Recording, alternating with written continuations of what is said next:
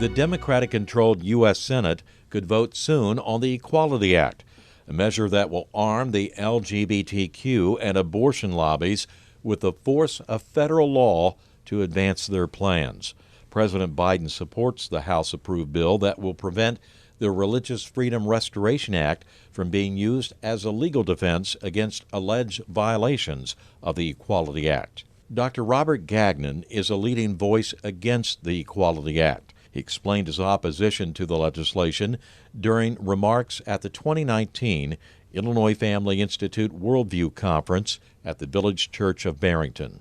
What's so problematic about the Equality Act, which I think is better worded as Get the Homophobic and Transphobic Bigot Act? That's you. Right off the get-go with regard to that bill is it says you cannot use the Religious Freedom Restoration Act to get out of this. Okay? The Religious Freedom Restoration Act is basically gutted. And this puts in civil rights categories sexual orientation and gender identity. You know what gender identity is, right? That's the euphemism for transgenderism. Here's some of the things that would happen as a result of that bill getting passed. First of all, it would put men who claim a female gender identity in every woman's restroom, locker room, and dressing room in the nation. Every woman's shelter, every woman's prison, every woman's sports. And you will not be able to stop it. It will lead to a national mandatory indoctrination by all the public schools and non-religious private schools into the LGBTQ radical agenda. That includes mandatory drag queen story hours for the very youngest of children in schooling. That includes mandatory assemblies and classroom instruction that rail against hateful, ignorant bigots like yourself. It will be used to promote homosexual practice and transgender identity at the very earliest ages. No teacher or administrator will be able to stop a boy from entering a girl's bathroom for fear that in doing so, that boy might identify as a girl.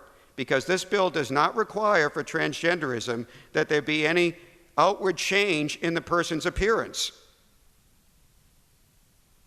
It will result in national mandatory speech laws. In New York, we already have such laws with regard to transgenderism that will fine a person who, quote, misgenders a transgender person with up to $250,000 in fines. It will punish all persons who own a small business with massive fines and threat of imprisonment who do not want to be forced to use their talents to promote actively and directly homosexual intercourse and transgenderism. It will give the federal government the power to withhold money from any state that does not rigorously promote that agenda. It will lead to the removal of federal funding and ultimately accreditation from every religious school and college that does not promote sexual orientation and gender identity differences. And you know what that happens if a religious school, a religious college or university loses ultimately not only the research funds for science stuff or federal funding for student loans, but also ultimately loses accreditation. What do you think is going to happen to that school? It goes belly up. In other words, this bill would effectively destroy Christian education in the United States.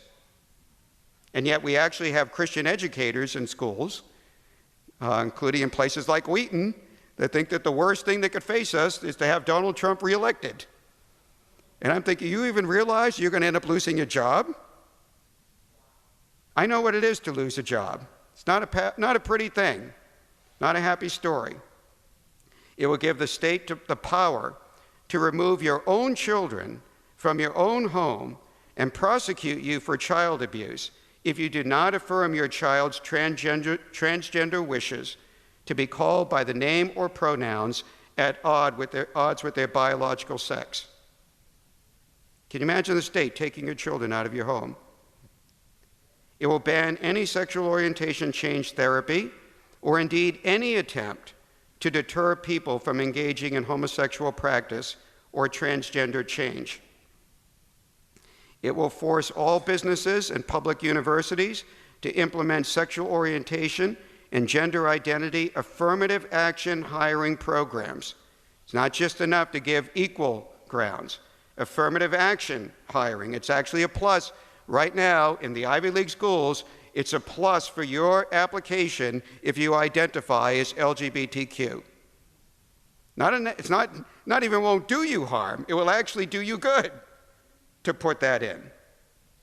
Employees will be required to report to human resources, any employees who are overheard speaking negatively, fellow employees as well, who are overheard speaking negatively about gay marriage, homosexuality, or transgenderism.